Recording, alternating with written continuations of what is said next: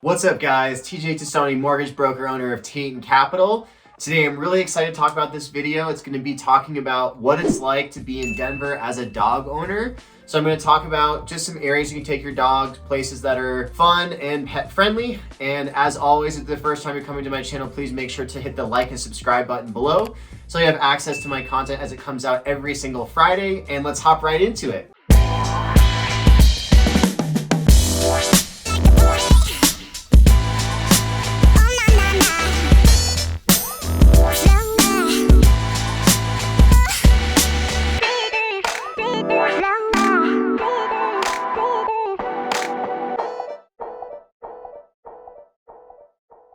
Alright guys, so the first place I want to talk about that I really recommend to take your dog to is the Cherry Creek State Park. So really love it. It's super close to me personally. I live in Aurora, so it's only about 5 minutes away from where I live. And so the reason why it's really a great place to take your dog is they have this area, so it's the Dole or the dog off leash area. That's 107 acres around, so it's massive, right? And so you can take your dog there, you can throw for them, you can just kind of get them to run around. Lots of other dogs will be there. But there's this area where they have part of the river that's kind of fenced off, so the dogs can go in and out of the water and just really play around.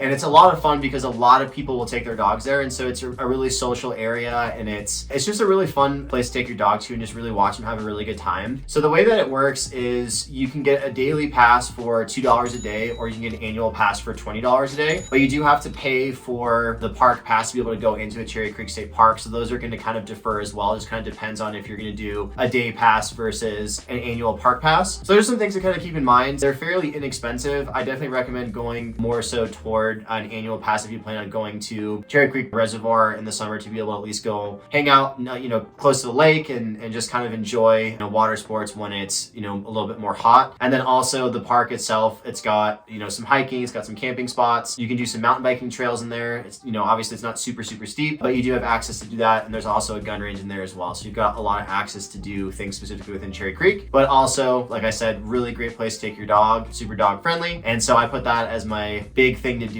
as a dog owner, as the first thing to talk about. All right guys, so I picked Cherry Creek as my favorite dog park to look at or go to just because it's super close to me, but it's also the biggest one that's around. But there are a lot of dog parks around Denver. So there's about 12 that I can think of offhand. So I'm going to list them all off. I'm going to show a little bit of footage just for a couple, just so you guys have an idea of what it looks like. And then I'll put a link to the website so you can see all the locations to go to. But the big ones that I can think of offhand, you've got Barnum Dog Park, you've got Berkeley Dog Park, Carla Madison Dog Park, Green Valley Ranch, Greenway, you've got Kennedy, there's Lowry Dog Park, there's Railroad Dog Park, Sonny Lawson, Little Boxcar. A lot of names kind of keep in mind, but all throughout Denver, so there's a lot of options for that. So I wanted to kind of give you guys a heads up of some things to kind of keep in mind when you're looking at those places to bring your dogs to and some locations. So like I said, I'll put the link to that and I'll show you some footage on that.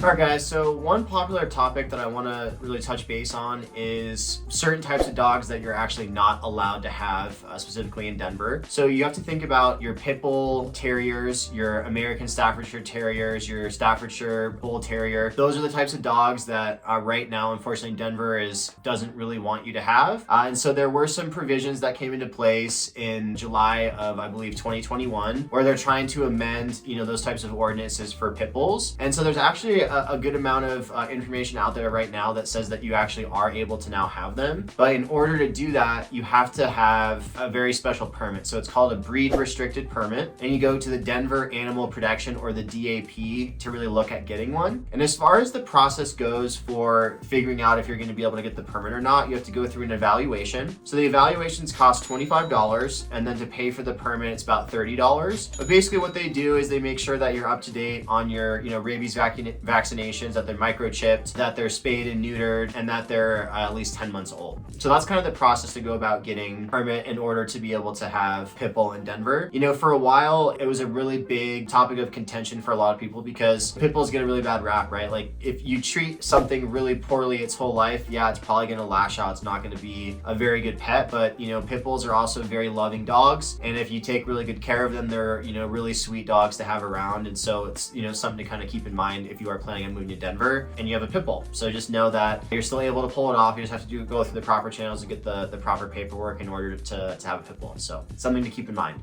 All right, guys. So now I want to talk about is if you're in town and you're with your friends, family, boyfriend, girlfriend, etc., and you want to go out and have a good time, but you also want to bring your dog along for the ride, where should you go? What should you do? So a couple of things that are places that come to mind is there's this place called the Watering Bowl in Denver. And what's unique about it is they've got a pizza challenge where you throw down, I think it's like $50, try to eat as much pizza as you can. Comes with a pitcher of beer. They've also got putt-putt in there, but they have watering bowls all throughout the place and, you know, an area where you can have your dogs, you know, off leash. So they're really catering to that type of clientele, right? The dog people clientele. So that's really a fun idea to kind of go out if you're really just trying to have a fun day and bring your dog along for the ride. That's like one thing I can think of specifically, you know, outside of just going to your standard brewery. And obviously you just have to call ahead to make sure that dogs are allowed. But for the most part, you're allowed to bring your dog to a lot of breweries and just make sure that they're on leash. If you're downtown, I can think of Denver Beer Company is a good one that I've you know, personally brought my dog to. So I know that you can do that. So that's definitely something that I recommend taking a look at.